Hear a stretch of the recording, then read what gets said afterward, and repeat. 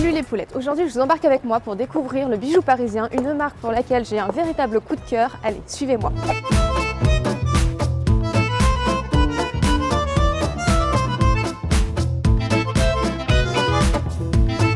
Salut Philippe, écoute, c'est super sympa de m'accueillir au 26 parce que moi c'est vrai que j'ai eu un vrai coup de cœur pour la marque Le Bijou Parisien, donc je suis super contente d'être avec toi.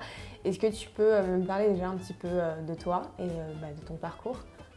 Ok, bonjour Océane, merci et bienvenue au 26. En fait, mon parcours lié ma marque Le Bijou Parisien, il est forcément associé avec Aurélien, donc, qui est le deuxième partenaire de cette aventure. On s'est rencontrés dans un salon professionnel et puis on avait, après un échange ensemble, véritablement envie de faire quelque chose au travers de ce qu'on avait en passion commune, à savoir le métro parisien. Et puis aussi, on avait en commun l'amour de Paris. Et de là, en fait, est née, j'ai envie de dire, la première image du bijou parisien, c'est-à-dire que au départ, on était effectivement parti pour faire des bijoux, d'où d'ailleurs le nom, bijou parisien. Et on a effectivement réussi à proposer des produits tissés.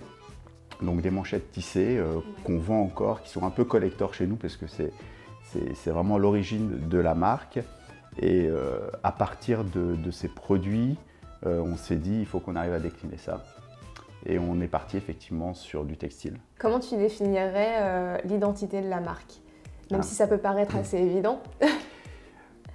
Alors oui, c'est assez évident, c'est-à-dire qu'on est une marque parisienne en réalité, urbaine. Notre volonté, en fait, c'est véritablement, en tout cas dans un premier temps, de capter de la clientèle qui a envie justement de s'identifier à un quartier de Paris, au travers donc cette plaque de station de métro, pour revendiquer son appartenance du lieu où il habite, du lieu où il travaille, du lieu où il a rencontré sa femme, enfin peu importe, mais vraiment la marque a été conçue pour les amoureux de Paris. Alors le bijou parisien, ça a commencé forcément avec du bijou, mais ça va être quoi l'éventail en fait de vos produits? Nous, on a poursuivi le bijou bien sûr, donc avec des bijoux de valeur comme ceux qu'on faisait au début, donc les premières manchettes par exemple, mais aussi on a développé toute une gamme de bijoux fantaisie pour plaire et pour donner pour avoir un éventail potentiel de clients un petit peu plus large. Mais j'ai envie de dire le cœur de nos produits, c'est plutôt toute la partie textile. En phare de ces produits, c'est tous nos produits brodés, puisqu'on a mis en place et au point une technique de broderie extrêmement intéressante pour justement faire ressortir les petits carreaux. C'est ça, les petits carreaux donc, qui font immédiatement penser au métro, enfin, quand les gens voient nos produits. Oui, c'est ça. Et ça, c'est la bonne réaction pour nous. Et donc après, c'est toute la partie t-shirt, sweatshirt, des casquettes brodées également. Et puis on a toute une gamme en imprimé. Est-ce que tu peux me parler des temps forts de la marque? Alors on en a eu plusieurs. On a eu le premier, effectivement, qui est arrivé très très vite, c'est ce que je disais, c'était la vente au bon marché. Ensuite, on a créé aussi un partenariat avec le Paris Saint-Germain. Ah oui. Pour une marque qui démarre.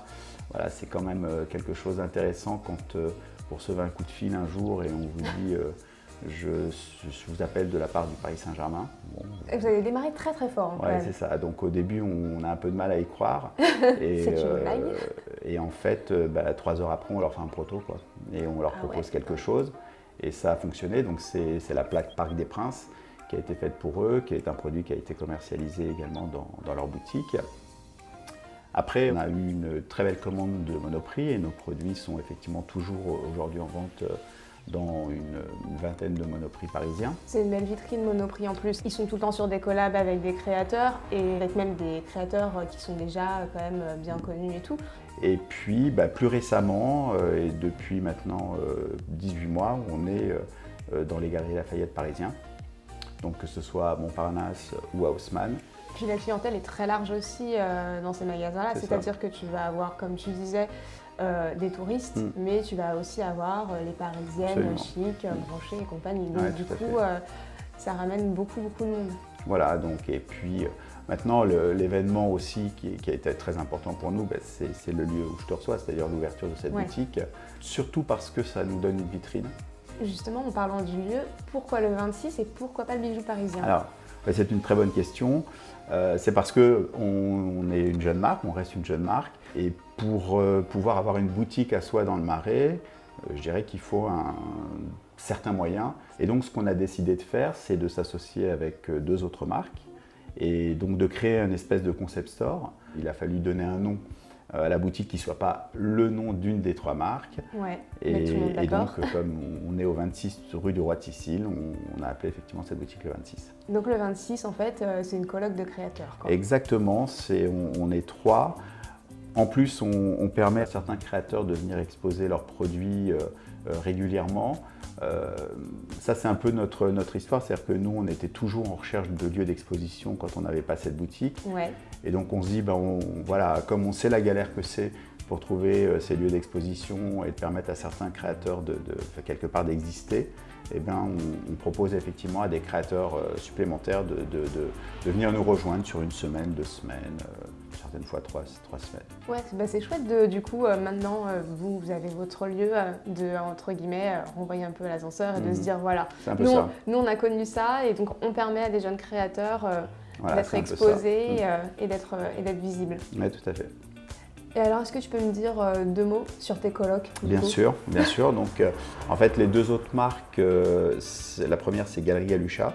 Ouais. Donc, c'est une marque créée par Raphaël et qui propose des produits, que ce soit de la maroquinerie ou des bijoux, en peau en fait de raie, donc en un cuir de poisson. C'est quelque chose qui se vend bien et qui correspond bien, parce que c'est ça aussi qui est important, à l'univers que l'on cherchait dans cette boutique. La 3e créatrice, c'est la marque qui s'appelle Caselle Paris, donc c'est la marque d'Hélène, et elle, c'est une créatrice de bijoux. Donc voilà, elle fait des bijoux un peu romantiques, et là encore qui colle assez bien à notre univers. Alors je sais que pour vous c'est important la manière dont sont conçus vos vêtements, du coup est-ce que tu peux nous expliquer un petit peu de quelle manière sont conçues vos créations? Alors, sur toute la partie création textile, on a fait le choix d'être une société éco-responsable. C'est-à-dire que tout de suite on a décidé de n'utiliser que du coton biologique. On a souhaité effectivement ne pas faire du coton bas de gamme et surtout du coton qui en même temps qu'il est produit, détruit une partie de son écosystème, etc. Donc nous, on a fait ce choix-là. Donc pour pouvoir réaliser ces produits en coton biologique, donc on les fait réaliser et produire en Asie. Donc je parle des bases. Ouais. On a 2 usines en Asie qui sont toutes les 2 à la fois Fairtrade et qui ont tous les certificats de qualité. Ça veut dire qu'on sait qu'il n'y a pas d'enfants qui travaillent dans ces usines. Ouais, c'est important. On sait que les conditions de travail sont tout à fait convenables et on voit régulièrement, moi je demande des vidéos en fait de la production de nos produits. D'accord. Où les gens ont des gants. Donc ouais, il y a une vraie traçabilité. C'est ça, il y a une traçabilité totale et les usines sont auditées plusieurs fois dans l'année aussi pour vérifier que ce qu'on nous raconte c'est pas non plus du baratin. Par contre, effectivement, on a fait le choix que tout l'ennoblissement de nos produits se fasse en France et particulièrement à Paris. On a l'atelier de broderie qui est à Paris et pareil pour nos impressions. Et c'est ce qui donne la valeur ajoutée au produit. On ne revendique pas le Made in France, c'est pas là, on a fait le choix de ne pas le revendiquer. Et donc on ne le cache pas, tout est écrit sur nos produits, mais voilà, on peut être fier du résultat global où on a un produit de qualité, un produit qui est produit dans des conditions tout à fait acceptables, et ça, je pense que ce soit Aurélien ou moi-même, on n'aurait pas supporté que ce soit différent. Et est-ce que le bijou parisien a une devise? Alors oui, c'est celle qu'on affiche effectivement sur nos affiches, sur nos flyers.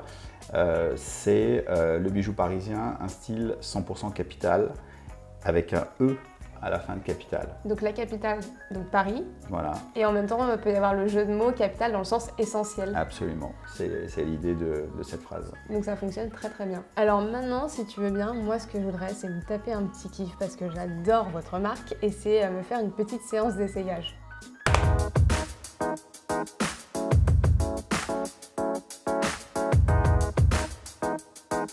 Merci Philippe de m'avoir accueilli au 26 et de m'avoir permis de découvrir encore plus le bijou parisien pour lequel j'avais eu un réel coup de cœur. Merci à toi Océane et ravi de cette rencontre. Et de toute façon, je pense qu'on est amené à se revoir. Tu es amené à me voir revenir traîner dans ta boutique. Les poulettes, j'espère que vous avez pris autant de plaisir que moi à venir à la rencontre du bijou parisien. Et de toute façon, on se dit à bientôt pour plein d'autres aventures. Bisous bisous.